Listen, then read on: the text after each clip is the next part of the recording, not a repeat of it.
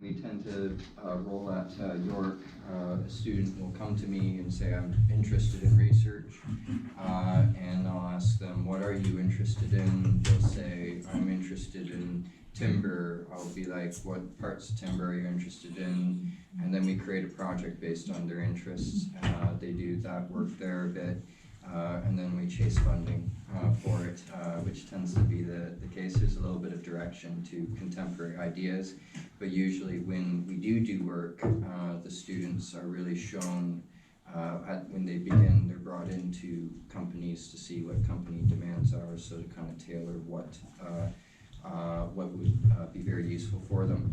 So as mentioned, a lot of this heritage stuff is run very much by students on our team. There's at least 3 active graduate students that are doing projects on heritage materials from timber and masonry and whatnot. So it's very active in our group. As mentioned, a little bit of profiles about me. I can talk about CVs. I'll briefly glance over stuff. I know my stuff is what I like to say. So we don't need to go on to that because we can just assume that. Do submit papers to fire materials. I know fire tech is, your preferred choice, but we need some papers too. So, little joke there. I do like to have fun when we do experiments. This is one of the more interesting tests that we did a couple years back. This was driven by, I'd say, 7 undergraduate students that we said, you want to burn down the building? They said, yeah. And we all went out and we burned down a farm structure that was a timber-based structure. And it was really amazing about how quickly the fire developed in an open-planned timber structure and the speed of which the spread would occur. In the case of that flash you see there is the camera going, so it's losing its spectrum with it. So this test we're not talking too much about, other than to show you that timber structures really do have a lot of complexity associated to them, and it's really poorly understood about how fire dynamics are within a timber structure, and that's something that we want to look at. Heritage materials, particularly timber ones, have a lot of the same concerns that we have for modern timber structures, so that would be something to discuss about. When it's said that I hate heritage, I don't hate heritage. I just feel that heritage structures, what is heritage to me, means something very different than to somebody else who feels that anything old is heritage. I don't believe anything old is heritage. I only believe something is heritage is if it has a culturally significant aspect to it. I essentially say that a building that is essentially a heart of the community, that if it's lost, it causes a huge amount of pain to that community. That to me is heritage. I'll show you one of the buildings right here that to me has a very large implication associated to heritage that I grew up around. This is a building called Elma College. It was the heart of my hometown. Okay? It was built in 1878. It is a masonry exterior to a timber interior. Now, what happened with this structure is a long, complicated story. There's a long, complicated repeating story. Okay? And that repeating story is that development and renovation had to occur on this structure because they wanted to turn it from a school into a series of condominiums inside, and you can see that by these signs here that we're going to do development. But basically, what was happening with the structure is there was a significant number of restrictions put on the structure that said, you're not allowed to change this, you're not allowed to change that. And the developer who purchased this site was highly restricted. Now, what ended up happening, and I'm not going to, because we're recording, I can't say everything, but I think you can infer things to your own conclusions. But what happened here is the facts. I'll give you the facts. What happened is that the developer decided that they would proceed with renovations. They stripped out any gypsum, any levels of protective barriers that you could consider protective barriers on all the timber members. They left the whole structure exposed on the upper floors. Interestingly, a series of mattresses appeared in the basement. Anybody does material analysis will understand how flammable those are. A lot of mattresses were stored in the basement of the structure. The building had, again, high restrictions on the use of the structure, so it didn't look like condos were going to happen anytime soon. What did happen soon was a rally to protect the structure. A rally where community people went out and said, you know, we don't want this building being lost to condos. We want this building to be, it's a heart of community. We don't want to lose it and have it changed. We want it to be this heart of the city. So during the rally, this happened. What happened was a young boy snuck into the building, and I believe, I may be mistaken, lit fireworks in the basement, igniting the mattresses, and the rest of the exposed timber structure went up. That's a heritage structure to me. That's a heritage structure I like because it's a heritage structure that was the center of the community. It's a heritage structure that was lost. Not so much that for poor understanding of the material itself, but a lot of events that occurred during the life of the structure that led to it eventually being on fire. Now this is very interesting for to know. Google Maps at the time of this fire, this was around 2008 or so, Google Maps actually had a shot of the building on fire on the map for the community. The site, the legislation came down after this that the building should have the designation, and that if they were to do any property redevelopment on the site, that the building should be replicated in terms of the facade. So between 2008 and as of January of this year, that building, there was nothing in that spot. They weren't allowed to build there. What happened was after so many years, they overturned the original ruling and now have allowed the developers to develop a condo on that site, okay? Now, you can deduce things. I don't think I need to go in and explain a criminal trial, and I'm not going to go into that, but I think you can connect the dots the way you want to connect the dots about the seriousness of it. To me, fire engineering, and really when I started my PhD in 2009, it was a year after this fire. I was highly motivated to study fire at this point, highly motivated looking at how such a building like this could be lost, and very motivated to see if I could do something about it. So when students came to me and said, oh, I want to study heritage, I was a bit excited because it goes back to the core of what my interests are. But don't get me wrong, I don't like all heritage buildings. A building that has the occupancy of two apartments that can be rented out versus a building that can have the occupancy of 60 units that can be rented out can have some affordable housing solutions for a community. And in those cases, I do think some of these buildings, unless the community really wants to fight to preserve it and turn it into some kind of museum or culturally significant centerpiece to it, I really don't like that aspect of trading affordable housing for preservation of a house that is not of really that significant value.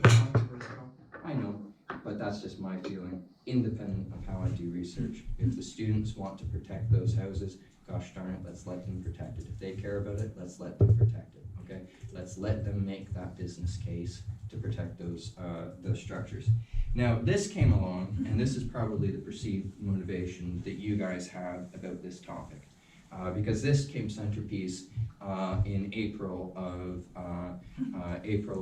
this year. This glorious church that had a timber rafter roof, Notre Dame Cathedral, for various reasons and investigations that people are looking at right now, and looking at how did this building catch on, develop that fire from protective mechanisms and whatnot, looking at the whole situation. We don't really need to go into it. As a side tangent, I've been told I can be very vocal today, and I should be, I think, about it. I find it very fascinating, the amount of money that has been raised to fix this versus the amount of money that's been raised to deal with the wildfire situation that's ongoing right now, where you look at these situations. But this is a culturally significant heritage structure that people go to. For centuries, it has that principal aspect to it. But a lot about what happened here is, in terms of the structural behavior, it is fairly common sense to have seen the fire on in the initial stages, and to be able to think about what they would have saw when they walked into the building in the first place. You do have two very interesting aspects to this structure. You have masonry, and you have the timber structure itself. Masonry is a fascinating material because masonry actually does very well in high temperatures. Okay, in many cases, if we backtrack and look at the structure here, even though there's really no supporting elements in this case, at least for the moment, portions of it are still going. Now it's at risk of falling at any time. Okay, it will eventually collapse, but it is doing it is resisting for a good deal. Now the timber on the other hand, well, it's gone. And those are big questions for us, especially on the material side. How does this old material actually behave? I've talked a little bit about what cultural heritage and what all that kind of means. But really, if we want to look at heritage structures and what people define as that aspect, it's highly restricted. Okay, so heritage structures, in a sense, it's highly restricted that if you have a heritage structure and you want to change it in any way, if it has these principles and designations, you're not actually allowed to do anything to that structure. Which means if you have exposed timber in that structure, it is very hard to develop a fire safety strategy to protect that exposed timber. Even the inclusion of sprinkler systems can be very restrictive when it clashes with the heritage principles of it. So there is value to try to understand the exposed timber and its properties and how to better predict it if it is left unencapsulated, and in many of those cases. So when you do actually try to look for guidance of heritage structures, you kind of come along that there's not actually much written about it. And I thought that was fascinating. And from a researcher, in that perspective, when I see that there's nothing really written about it, it's like lots of things to write about now. So one of the things that we started to look at were the NFPA guidances, the NIBS guidances, existing Eurocodes, and what we started to find was that it was generally perceived that heritage materials would perform just as well as modern day counterparts. And I think that was a really good area to begin an investigation. Is that actually true? Are old timbers just as going to behave the same as new timbers? Are these things the same material? And it's actually quite fascinating when you start to think about it, because you really don't need to do too many experiments to really find out that a lot of the guidance here is misinformed. A lot of it comes down to that you just have to actually understand the material itself. Now I'm assuming that many of you don't know too much about timber design or timber in general, but it's very important to actually understand the growth of timber, to understand the fire properties of timber. The growth of timber is very much dealt with in the sense that the growth of timber is each year, continuously through the year, the timber is getting larger, okay, it's growing. But what happens is that you basically have a level of growth that can be quantified over a year, which is a tree ring. And based on the seasonal community and based on the conditions in which it's being grown, the size of this growth over 1 year will be very different. Now, generally speaking, when you look at fire properties, it is highly dependent on the growth of that. The more material in there, the denser the material, the less dense the material properties really do govern how the timber will perform. And that's very simple to understand, okay? Because if you look at a tree that's grown as spruce versus a tree that's grown as pine, we know that both of those types of wood burn very differently, okay? You can go into a bookstore, buy a rudimentary campfiring book that will tell you which pieces of timber will produce the most heat for your campfire. We know all that stuff, it's common sense. So from the basis of a heritage structure, okay, we know if there's oak beams in there versus pine beams. We already know that one type of timber is going to be more vulnerable to fire conditions than another. We might not know how much, okay? Now, what gets confused is when we talk about the new engineered timbers. The new engineered timbers like glulam. Because the whole purpose of glulam and sustainable harvest is you cut down a tree, maybe after 20 years, and you laminate it with a whole bunch of other 20-year-old trees, and you make a bigger section. Back then in heritage times, 200 years ago, if you cut down a tree, you didn't glue it back up, you used the whole section, okay? The whole grain size. And immediately, when you think about that, you know you should already be able to deduce without any testing. I'm not trying to devalue our work in any case, I'm trying to actually devalue this. When you look at common sense about how wood performs in fire, how wood even grows, the heritage lumbers are going to be sections that have 200 plus years of growth. I've seen heritage members that have 300 tree rings that were coming out of some of these buildings, which meant at the time that they were cut down, they were growing for 300 years. And essentially how the wood grows out is it's more denser near the core because the rings are more closer to each other, and then it spreads itself out, okay? So that's right away saying to you that a lot of the heritage members that are out there are actually going to be less dense than your concentrated glulam samples of the same species. So right away, without even doing an experiment, I can already say that when I'm going out with my research hypothesis, I know there's something there. I know right away that there's something there. I don't know how much. And by an engineer, if I'm going to do engineering, I need to quantify it. I can't just say, oh, you know that this is going to be at more risk. I actually have to assign a number. I have to be able to say it is by this amount or by that amount.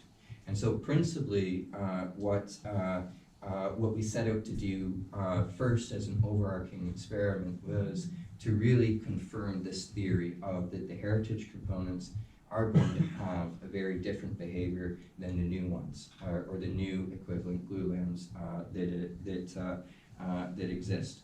So that's essentially where we began this story. And this story actually starts off with trying to get heritage materials. Because remember, these buildings are protected, right? I can't just walk into a heritage building and say, can I burn it down? Not yet.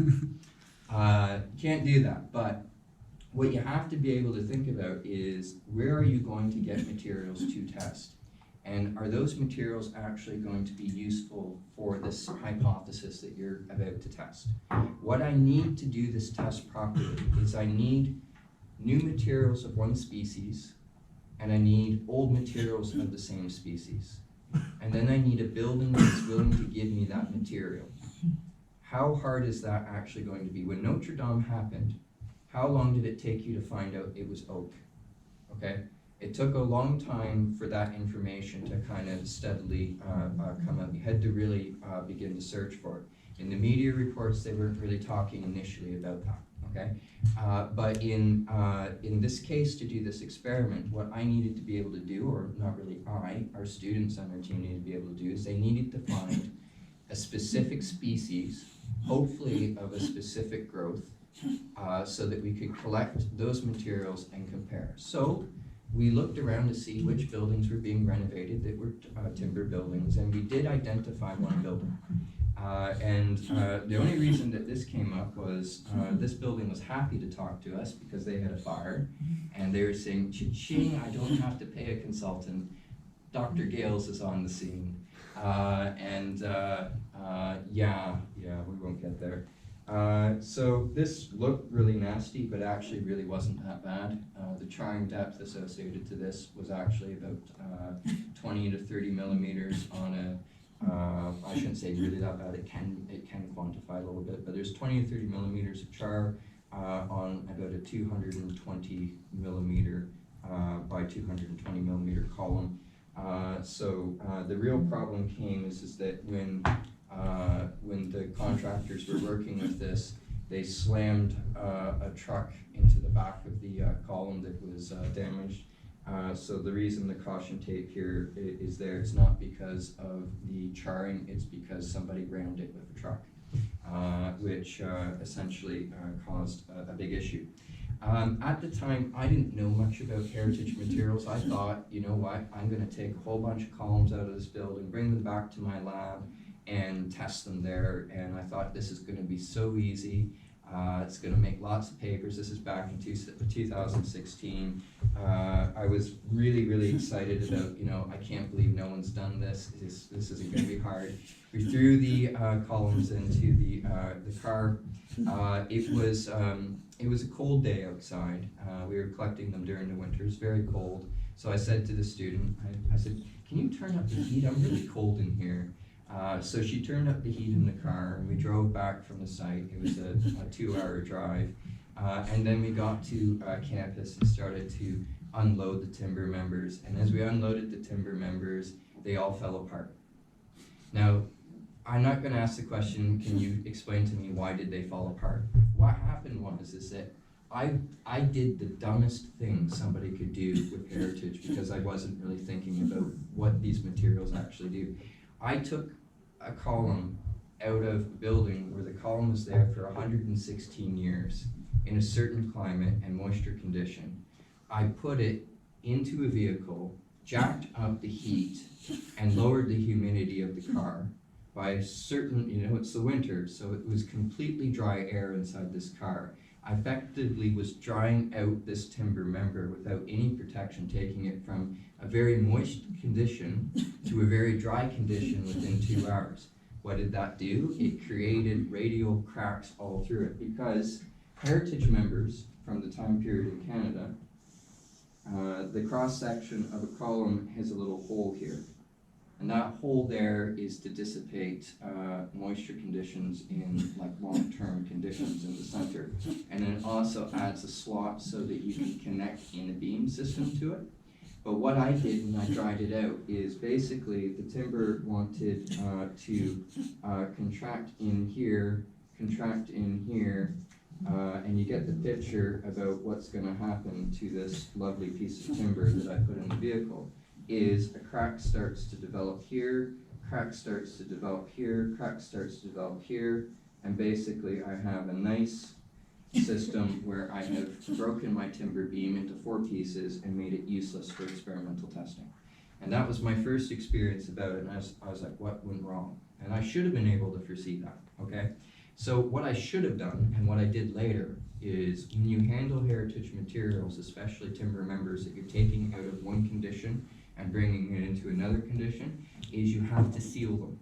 You have to seal the environment around them so that the moisture change of it can gently acclimatize so you don't get these severe, quick behaviors. And then, when you bring in the material, you also have to bring it in a case where that drop to where you're conditioning it to where you want it to be is done at a steady, consistent rate. Otherwise, you break it. Okay. And we encountered that in this case, but the timber here, we had no control what the species was. It was pine. Okay, we didn't get spruce, we didn't get Douglas fir, we weren't getting what members were being made with contemporary, but it was the only building at the time that would give us materials. And for the next couple of years, we were asking buildings that were demolishing for more heritage materials, and we heard dead silence. I left my position at Ottawa, moved to another university in Toronto, and all of a sudden things changed. I entered a community that seemed to share my belief about heritage, that if a little house was in the way of a condo building or affordable housing, that house had to move. Literally had to move. They would uproot the heritage houses off the property and move them somewhere else and build the structure. In Toronto, another thing also happens is they just demolished, okay? And how do they get away with demolishing them? There is a certain thing that's called Facade Ism. Facade Ism basically argues that the opening of the surrounding exterior of the building would be meant to be preserved, so all the masonry, but the defining historical elements within the building would all be thrown away. So this is a case study number 2. This one was great because the material, this is one of the more recent ones we've done, so we actually knew how to handle the materials properly in this case. So it was pine to replace the pine that we messed up, okay? So what you can see here is the columns that made up the upper floors were harvested for our testing. And we took those columns from the downtown center of the city and shipped them to our lab. You can see one of the clean ones here. Basically, we were going to do a testing program with those. We've completed that testing program, and I'll talk about that in a moment. We also took a lot of the brickwork for studies on masonry and grouts that connect those. So this was very easy to get materials, and what we noticed in Toronto is that it was actually very easy to get heritage materials because the demolition companies basically had the rights to the materials for salvage, and they didn't see value because the Canadian code says that you can't use reclaimed timber in structures, okay? So this is not, even though it may be good wood, from a reusable context, it's not allowed to be reused unless you do regrading of the material and show that it can meet the standards of today. So they'll throw it out. So we thought, you know what, perfect. If these companies are going to get rid of all these heritage materials, we will collect them up as much as we can. And then basically for a period of about a year in Toronto, every time we learnt of a heritage structure that was being knocked down, there we were with our truck, collecting timbers, collecting materials. And essentially what we were doing at York was building up, and the approach we took is that we were building up a catalog of various heritage materials in our lab that we were storing. So basically we had an inventory of different bricks, different timbers, different species, different things, and then that started to allow us within the last 6 months or so to really do good research, where we could then start comparing different species, different ages, different densities, different grain structures, looking at different sizes. Is basically like you walk into a Lego store and you're picking your brick. You know, we picked our sample out of there and we started to define testing. But what we did notice, this is an example of Facade Ism, actually with the one heritage building that we took the materials out of. And it was actually a real shame about this building here, because this building dated to the 1840s, and Toronto actually really developed in the 1830s. So it's actually one of the original buildings of the city. It was just kind of lost with time. But what we were missing more recently is Canada, it was really settled in the 1800s. There's pockets that were in the 1700s, but really settled in the 1800s. And by the time it was being settled, people were using, at least in cities, they were using softwoods. Okay, softwoods had a fast milling process, and they could be harvested a lot quicker. They were available. What they weren't using for construction were hardwoods. So people said to us, you know, this is great, you're doing heritage stuff, but what about Notre Dame? Aren't you considering what happened there? So the problem that we had is that in Canada there weren't buildings being built with hardwoods. So if we wanted to compare hardwoods, we needed a source of hardwood. Okay, so for a series of months we had to do a little bit of research and look into where would hardwoods be used in Canada in any practical situation. And then what we came down to is that in Canada, what we have is a very strong Mennonite community, and that's essentially people who come over to Canada who really, they don't so much live off the land, but, well, they do, but it's in a more strict compliance with how they use resources around them. And particularly, a lot of the farm structures that they built didn't use softwoods because they wanted high quality lumbers, they used hardwoods. So what we had to do is effectively work with them, or at least contact them to get members of hardwoods.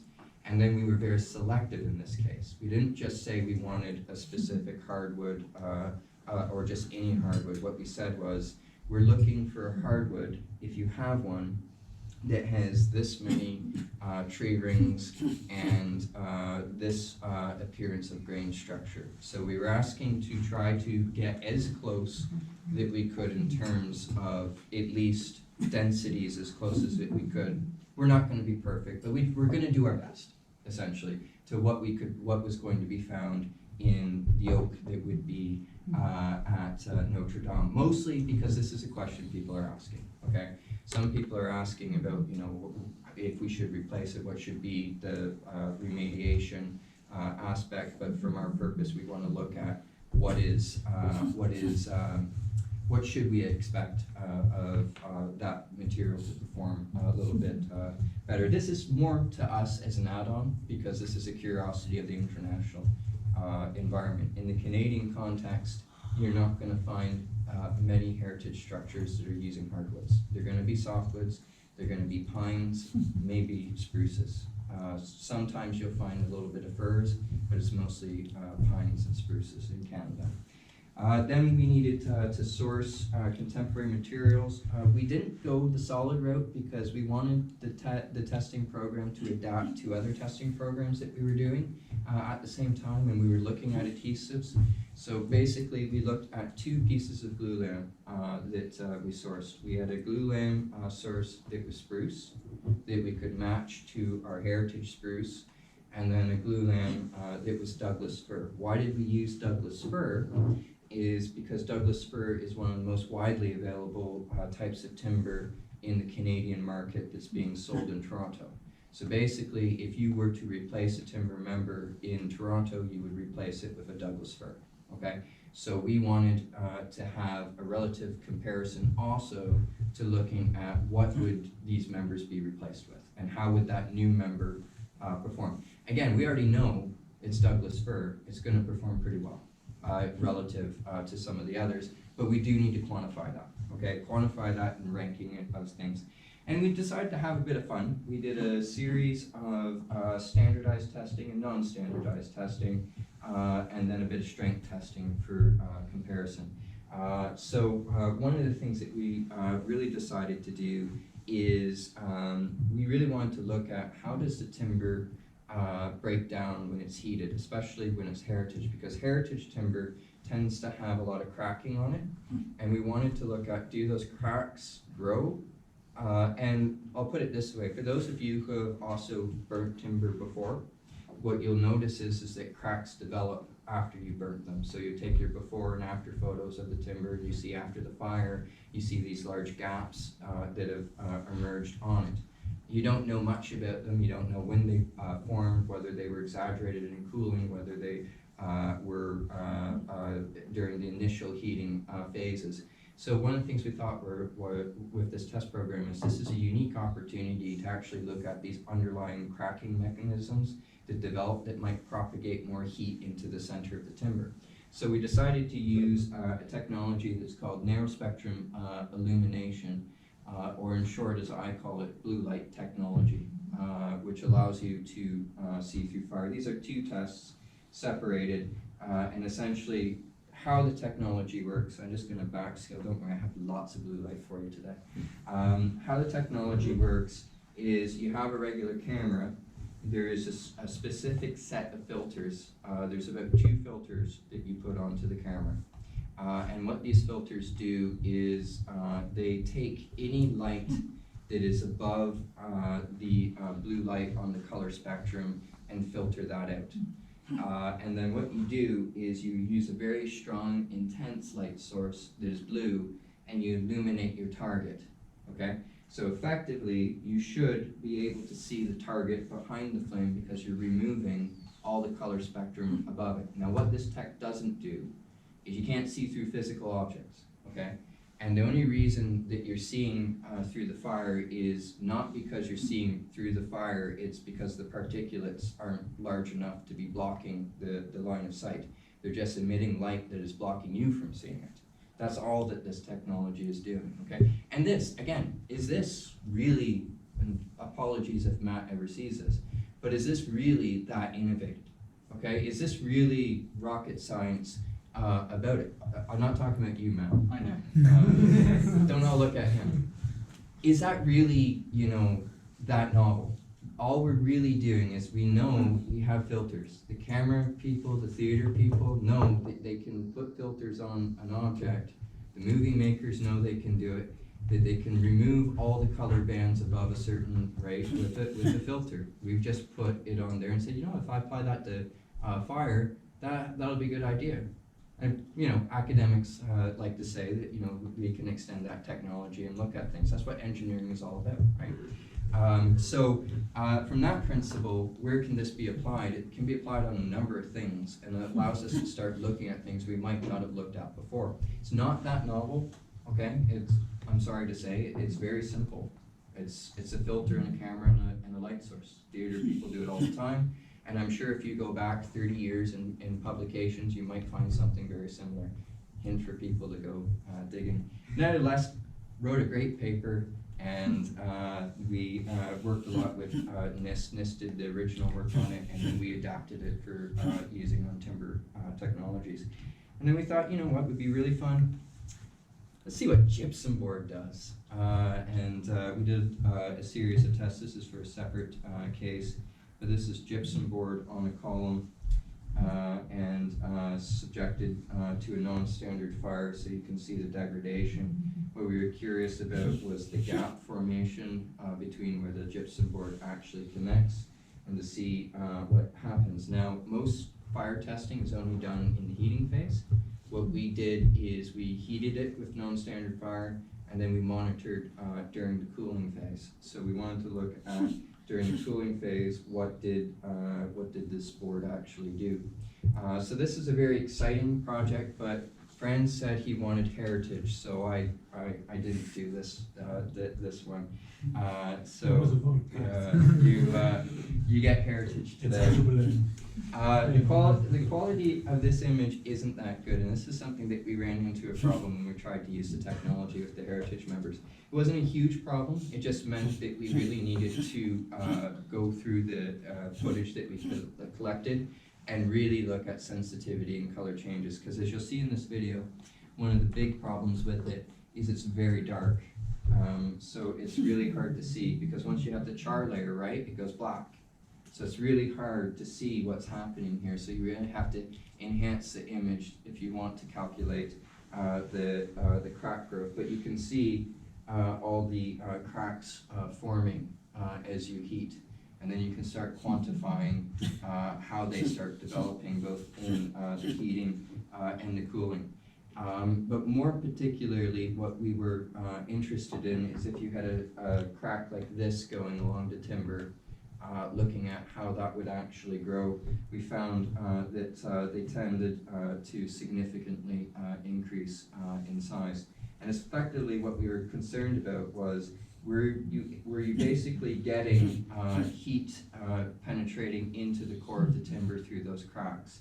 And if you were, by how much was that actually happening? And that's something that we were looking at. And what we found was, even by char analysis at the end, when we sliced open the timber, removed a bit of the black portion of the char, what we found is that you weren't really getting a char propagation into the timber beyond where the noticeable charring depth was, at least in these particular tests. We did about 3 of them. The reason there's a crack here is we wanted to maximize what we could take out of the test, so we heated them and then we broke them in a bending test. So that's why you got a crack here in this case. So the other thing too that I'd like to point out is, usually when you do get these cracks, they tend to propagate to the pit. So if you're trying to think a little bit about the material that you have, you can actually gauge a little bit about the timber structure if you're certain that they're going to the pit of the timber. And you see that on post, if you're doing a site assessment of the timber column, you can actually start identifying the location of the pit and get a little bit of information about the distribution of densities that might be associated with the timber itself. When we looked at the modern timbers, we saw something really interesting happen with the blue light tech. Is we could actually start to track the delamination process that was occurring on the glulam members, which was a pretty fascinating aspect. So this is post-fire. This is just a little shot of the blue light scenario. So this member wasn't supposed to delaminate. It didn't really delaminate, but you could see the beginning of it. But it was one of the melamine fire-resistant developed adhesives. So it's interesting that was occurring. And these tests were in no way very severe. They were about 30 minutes at about 800 to 900 degrees Celsius. So they're not, they're basically equivalent to what you would expect from a standard fire at 30 minutes. But in no way was that a very severe exposure associated. And we only were measuring about 20 to 30 millimeters of charring away from these beams. So this was a little bit about the test setup when they were being broken. And they fared very well. As I mentioned, the charring rates, remember you can't directly compare pine to Douglas firs, and that's what those beams were. You really need a pine glulam, but they don't really produce a pine glulam, so that will have to be a separate comparison with things. But at least if you just look at the pines, which are the heritage ones, you see that there isn't much difference in strength loss. Very small levels amount of char anyway, but you do get a reduced stiffness that is visibly noticeable from tracking deformations. The more useful experiments, I think that's more theoretical stuff, but the more useful experiments is the standardized testing, where we looked at cone testing at different heat exposures, and that's where we started to get our answers about how the heritage members were performing versus the new ones, because we could compare spruce for spruce. So spruce modern to spruce old, and basically we were finding a 20% difference in charring behavior. Now remember, this is one building and one source coming out. To really definitively say as an engineer that it's 20%, you need a lot more data sets to reinforce that. And I think still anyway, when you really think about what's happening in the timber, and you really think about how growth is being effective, even if you're preparing these samples and where you're cutting them from, they all vary in densities depending on where they're cut from. Okay, so there's so many more questions, I think, there. It seems like a very simple and intuitive style of answering that one is more vulnerable to the other, but it's a highly complicated problem that really, if you want to create a simplified solution for it, it's incredibly difficult, okay? Getting access to these materials, there are 129 buildings left in Toronto that have a heritage significance to the type of building that would be useful for our studies. That's actually a really sad number when you think of there's only 120 some odd sites left in Toronto because they're just knocking them all down right now, which is a bit of concern for it. So I love this project in the sense that it's very dear to students on our team. They have passion about it. They see what's happening in Toronto. They hate people like me who think that these buildings are in the way, and for good reasons. That they care about these buildings and they don't want to lose it. So you have to respect that. And I do think if you do get to study things that you like to do, that makes a huge difference in how you can do these tests. The fact is that when we recruited one of the students to work on this project, it was a really funny situation. She came down to Toronto, and I took her out to one of the heritage buildings. I don't recall telling her what she was going to see, and we were having a sit down in a coffee shop across the street from one of the heritage buildings, and she was looking at it, and she was like, it looks like they're about to do Facade Ism. I didn't tell her.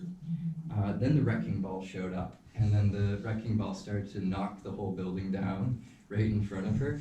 And I said, this is why you need to do grad school, because there's no business case to protect those buildings. If you do grad school, we can develop a business case and we can save some of these buildings.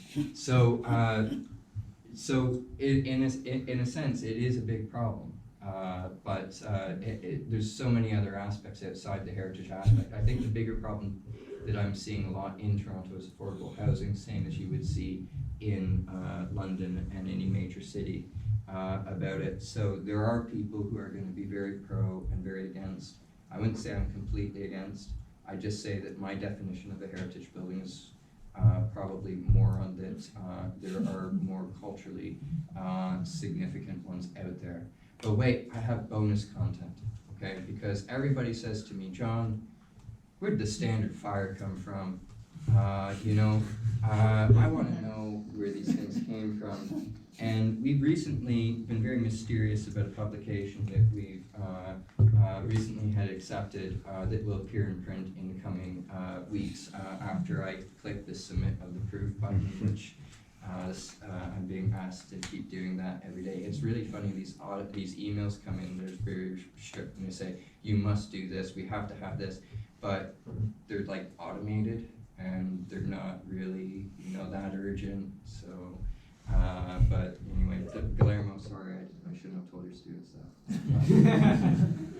So in this case here, this one I had a lot of fun with. This is a project that began in 2009 when I was a PhD student, and what happened with this project was I was really into history. I really loved reading old papers. I really liked learning about history, so I thought I wanted to learn about the history of fire and the history of our discipline.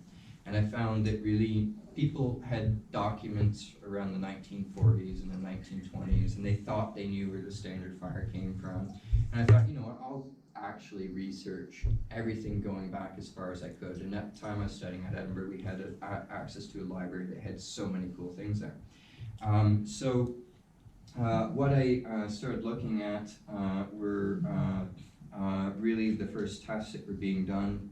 The project, after I graduated from my PhD, kind of died out in the sense that I was doing other things and I didn't have time to continue the project too much. And then I got a little bit more motivated by one of the students. The student said to me, John, I really want to put together a paper. There's a scholarship application coming up. I really want to improve my CV. Do you have any data sets available that we could put together a forgotten paper of some sort? So I got a little bit motivated. There were some things that were missing, I felt, to do that.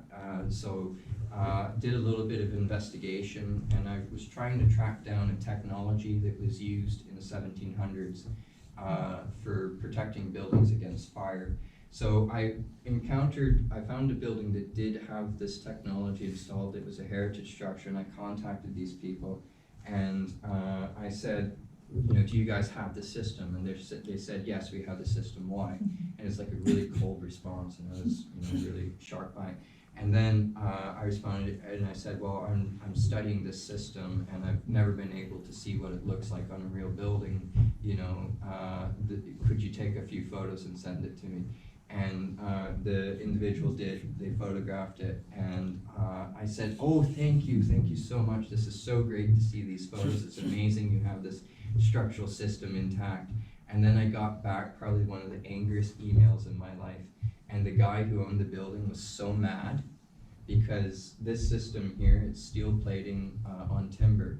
And what it's doing to his building is when it rains, the water's infiltrating into the building and it's pooling on top of the steel and rotting out all the timber.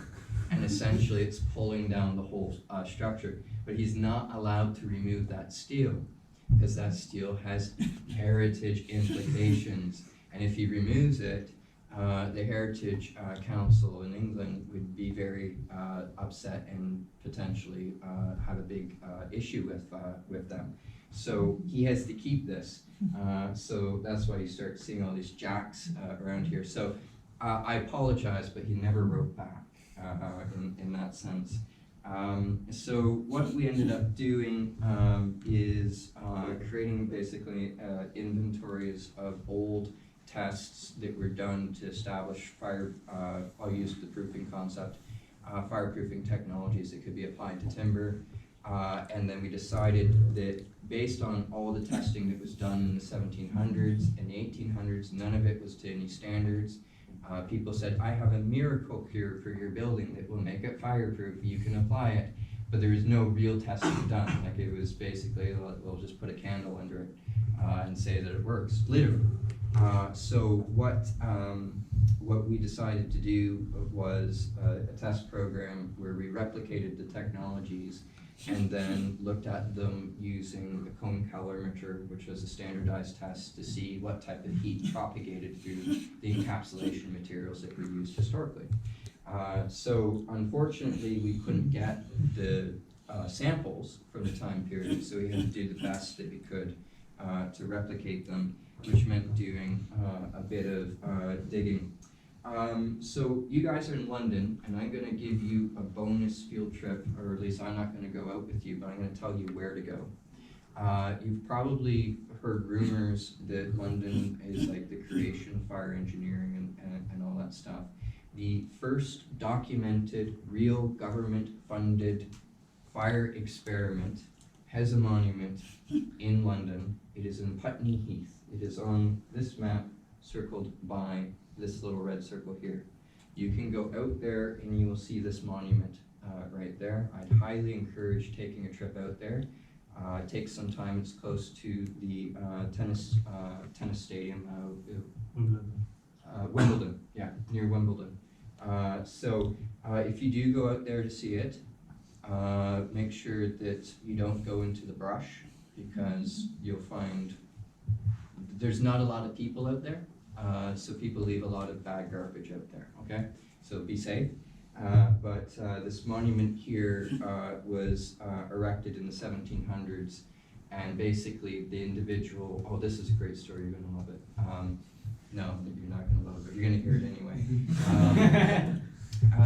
Basically what happened was, the story behind the first fire test is a British politician named David Hartley, and if you look him up, you'll see that he was the signature of the Treaty of Paris, which ended the American Revolution.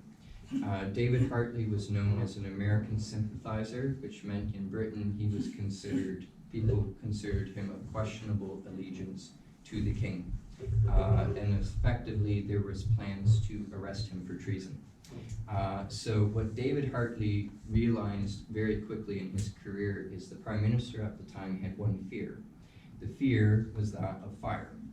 So if David Hartley wanted to meet with somebody without the Prime Minister crashing his party, David Hartley would host people at his house where he would do fire testing for them.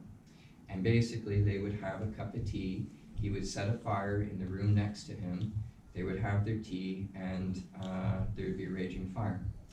I find it very interesting that people thought he was a traitor, and one of his guests was actually the king.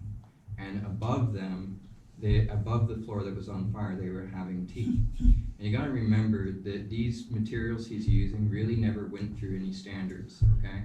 And I'm actually gonna show you how his system works in a real standard. And you can think about how he almost killed the monarch with this test, because it doesn't do anything that you think it does.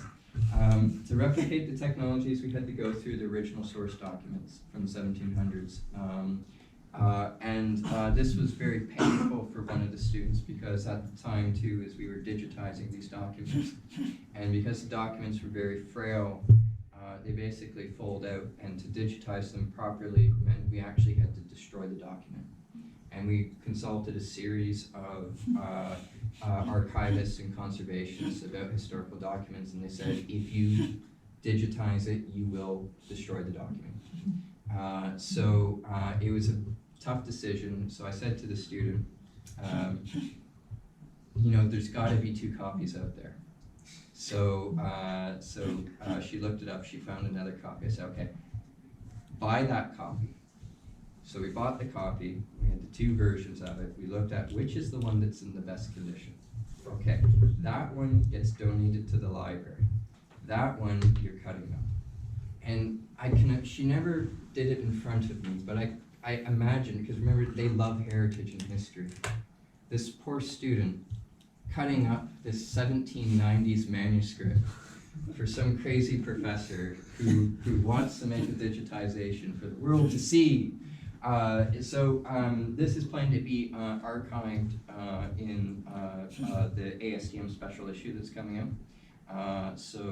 There'll be universal access to this document that describes really the first tests that were done in fire science from at least somebody trying to quantify something. And then when things weren't working, the people who invented the technologies, because later on it emerged that all these places that installed these things burnt down and it didn't work, they started to try to defend themselves. So one of the other things too is we talked to the Royal Society, and they actually had some of the original letters of these guys defending themselves about how their technologies worked. So there's some documentation that we uncovered, and it's just really entertaining to read about these academics from the 1700s who literally had a retracted paper from the 1700s saying, no, my work is good, and we use the best test methods, and it's like a candle to their specimen is what they were doing. Very interesting. So yeah, we used a cone. So we threw it into a cone. We replicated different technologies up to recent gypsum boards to kind of make a comparative index. What we were seeing even from a heat release rate, just to give you an idea of some of the controls. Whitewash paint was an 1800s introduction. It actually did do a little bit of stuff, but not much. We looked at mass loss. What was happening in terms of mass loss is the plasters did prohibit a bit of that through the controlled testing. The problem with the plasters is that there's no mechanism to adhere them to the timber, which meant that as they heated up, they fell off. So when you do a cone test, you have 2 methods that you can do a cone test. You can do a cone test where you put the sample flat out here, or you can do another cone test where you arc the heater to the side and then heat from the side. If you test these materials from the side, the coating just falls right off because there's nothing to hold it in place. The only coatings that do stay on are the metal plates and the copper plates. And in those cases, what happens with the plates is, this is a sample that had one of the metallic plates, is the metallic plates still cause a smoldering condition underneath and still have a degree of charring that is happening at early stages. And I want to say that there's a huge limitation when you look at this test data here. This test data goes up to very small numbers, 300 seconds, right? That's not an equivalent that's not an equivalent fire. That's 300 seconds, okay? 300 seconds of testing, like was 10 minutes? Or 5 minutes. 5 minutes of heat exposure to 50 kilowatts. That's not a real fire, okay? That's just a representative heat flux comparing all the materials. A real fire has a heat flux of double, maybe triple, maybe quadruple the amount of heat exposure. Plus the duration of time is way more than 5 minutes. So when you look at this and you look at the specimen, and if you try to imagine a real fire, the real condition of this of the timber underneath of the steel is going to be magnitudes more damaged in that sense. And just remember that the King of England was having tea on one of those floors with a man who was being accused as a traitor to the country. And I do have some warnings to give you guys as students. This test program began in 2009 and didn't finish until this year, really. And throughout the course, there's various students helping with it and writing undergraduate theses. And what happened in one case was a student wrote it, and it outraged me about this. A student wrote an undergraduate thesis, and examiner of the undergraduate thesis shared that document, and they shouldn't have shared that document because it wasn't meant for being shared. It wasn't peer reviewed at the time. And what they did is they shared it with somebody, and this person they shared it with jumped to the conclusions and made a very, what I think was an inappropriate conclusion based on some of our test data, which we hadn't finished, which we hadn't published.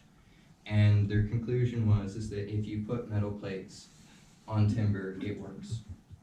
And because they tried to argue that the char was so small, and then they tried to scale up that to a larger member, and by a larger member, started to say that you could use exposed steel with timber connections. So you have to be very careful with things that you're writing. Like, just because you assume that it's meant to stay with two people, don't assume that. Okay, make sure that you have very strong disclaimers in your writing that say this should not be used in this capacity. Okay, and it's very hard to foresee how people might twist things. But the good thing too is, and your professors will like this thing, is you don't want to take 10 years to do a project. Okay, because things like this can happen when you take too long to do something. The bits and pieces of the project might get misinterpreted. You do want to do your projects as timely as you can, so that the full story can be given to people, so that they have that complete picture. In terms of other contemporary warnings, I'm still going to talk about this gypsum stuff because I just think it's so cool. This one's a more interesting video because this one, you start to see fall off in this one. And if you just look here, what happens here is that the board starts to delaminate the gypsum board. This is type X gypsum board, by the way. It starts to delaminate, so you can see that gap opening. And what happens is that the timber behind that gap ignites. There's only one layer in this case, just even by a tiny little seam. And then we go into the cooling phase. The fire extinguishes itself. There's no more severe heat coming from that. But you have ignition already in here and a smoldering event. And then when we start to look at temperature profiles in certain locations, one of the locations is pretty interesting. At 30 minutes is when we stop applying heat. And one of the locations after we stop applying heat, we have a continual increase underneath of the board of temperature. So we have a smoldering fire beneath the gypsum board. And then in other locations, at 30 minutes, it starts to decrease. It's a pretty exciting paper, I think. It's still going through peer review right now. It's in its second pass. But those are some really interesting things you can observe with this narrow spectrum illumination that can be done. In terms of future work, we are doing masonry materials. We've procured materials from very iconic buildings throughout Canada that are undergoing renovation. And of course, we've been making a catalog of various masonry units through time, so 1840s, 1920s, 1900s, today. So we have this huge stockpile of older masonry units, older mortars. The mortars actually change. The way they make mortars back in the 1800s is very different than today. What we're also doing at York is we've applied for funding to take this house and turn it into a living lab.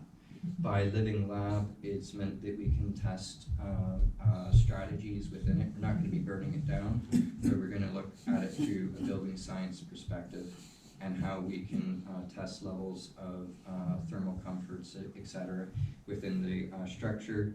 The building also behind it has a timber barn and we'll also be load testing that and doing various aspects to look at these members. So that's in the making at the school. Word on the street is I'm going to commandeer this building and make student offices. Don't tell anyone, Tim. But that is one of the other things. And then what we do have at Waterloo that we can use, we have numerous fields that can do field testing. And then also our high bay lab, which is about 3 stories high and about 20-meter runs within there. Strong floor, and then beneath the floor is an access floor as well, so we can put loading actuators in the basement, restrain up, and then do a burn on the floor without damaging any of the actuators. So it's very high tech in that sense. So we've done a few fires in there, open fires, but more or less we've only been playing with different types of pool fires to see if our extraction systems are working okay. So we've been doing hexane pool fires, kerosenes, methanols, and just seeing can we deal with those types of fires. We've done our little calculations to make sure we don't set off anything inside there, so all the safety is being considered. So that's, you know, in terms of things about the studies, I always think that, you know, this whole heritage stuff really lends itself that it's really neat from a side project, but it opens a really big magnifying glass about how we're looking at timber and how dependent timber actually is on its growth patterns. If you're getting differences of 20%, even with 2 different members, regardless of whether one's heritage or not, that's a very large number. When you look at different charring rates between materials, 20% is fairly significant. And I think if there's a little bit better understanding of the fundamentals about timber, there would be a little bit more clarification about what we can actually do from a heritage perspective in terms of if we are asked to cover it up. I mean, one aspect of it is what species is it? Because right away, if we're going to get hit by that level of magnitude of extra concern with it, then we might actually need to use a lot more preservation technologies. So we're not done. We still have hardwoods to look at, so we're looking at that. We have another presentation at SFP that's coming up that's largely based on some of the things I've shown you. That'll be followed by a bit more material testing. We're not quite yet ready to write another journal paper on it, but we're gearing up for another one that will really look at investigating the crack problem, but with a little bit more experimental evidence to support our conclusions. Then more into the living lab, and then the actual field work that will occur over the next year. So it's pretty exciting, and believe me, it wouldn't have happened unless the students said to me they wanted to do it. It's really driven by them and their curiosities, and I think you have to let people chase their curiosities to a certain extent.